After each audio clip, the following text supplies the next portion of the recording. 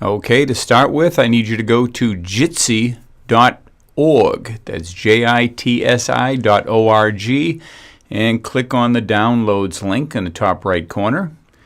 And then scroll down till you get to the Microsoft Windows installer and choose that MSI link. Here, depending on whether you have a 64 or 32-bit, most of you will have a 64. Click on the latest x64 or the latest x66 if you have an older machine, and then click Run. Next.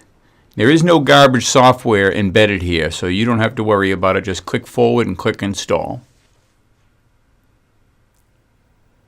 It doesn't take very long. When you click Finish, it will configure a few things, launch the program. When this screen comes up, I need you to click the Private Networks button.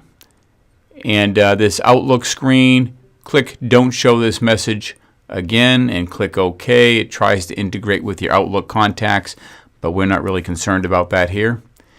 This next screen is important. You'll need to enter the username and password as given to you by your server administrator.